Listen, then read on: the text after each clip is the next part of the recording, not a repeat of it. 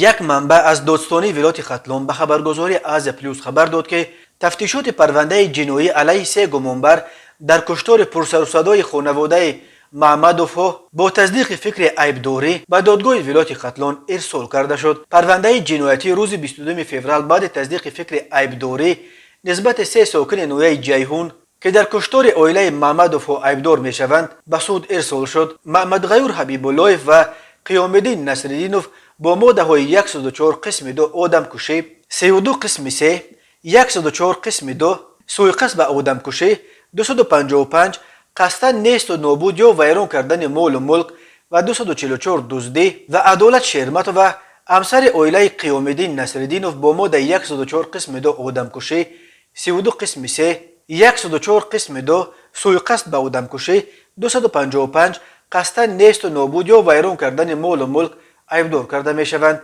گفت منبع نصرالدینوف قیام الدین دولتیارویچ سال تولدش 1984 و همسرش عدالت شرمت و ساکن دهه سعودیان و حیب الله محمد غیور ابوبکرویچ سال تولدش 1988 ساکن دهه آرزو جماعت قمسنگر نویه جیهونند.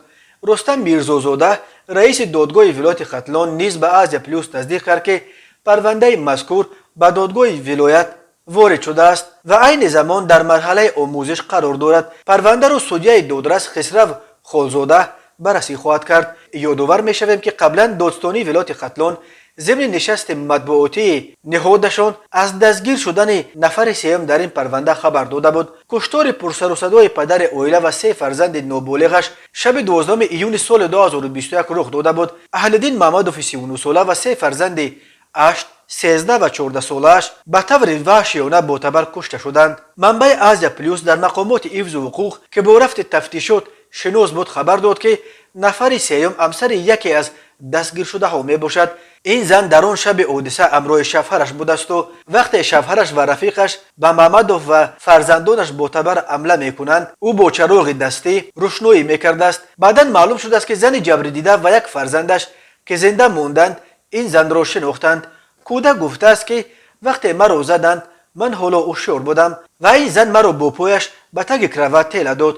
گفت منبع طور وزارت کارهای داخله خبر داده بود حادثه به اساس رشک رخ داده است. محمد غیور حبیب الله به قیام الدین نصرالدینوف خبر داده است که زنش با مرحوم محمدوف به او خیانت میکرده است. روز حادثه زنم در خانه مادرش بود و بیگاه منم رفتم اونجا من با زنم جنجال کردم. بعدن اومدم تو با اهل‌الدین بحث کنم ولی در بین ما جنجال شد. بعدن شبانه ساعت 2 شب با همراه حبیب الله 2 تبر رو گرفته به خانه اهل‌الدین رفتیم.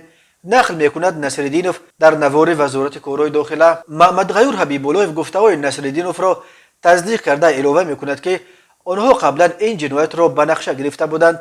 هر دو گمانبران در این گزارش نقل کردند که چگونه به محمدوف و اهل عائله او حمله کردند و بعدا خانه را آتش زدند. همسایه‌ها دود را دیده به خانه محمدوف آمدند و از این جنایت خبر یافتند. همسر محمدوف لطافت عزیزوف و یک پسرش زنده ماندند و آنها گمانبران را شناختند. در همین گزارش گفته می شود که ماه اپریل سال 2021 هر دو گمانبر با جرم دزدی دستگیر شده با جریمه رها شدند. اکنون به آنها حبس عمرباد تهدید میکند. قبلا وزارت کارهای داخله گزارش ویدیویی را وابسته به این جنایت نشر کرد ولی عدالت شرمت و همسر قیام الدین نصرالدینوف بعد آن حادثه به دفتر رادیوی آزادی در دوشنبه آمده شکایت کرده بود که ماموران میلیسا از او خواستند به ضد شوهرش بیان دهد. تاکید کردند به گردنگیر که همراه شوهرت رفته پشت در نشسته و دیدی او همین جنایت را صادر کرده است. دشنو میکنند عذاب میدهند که به کلاگیر در اصل چیزی را ندیدم. شب حادثه در خانه مادرم بودم. نقل کرد او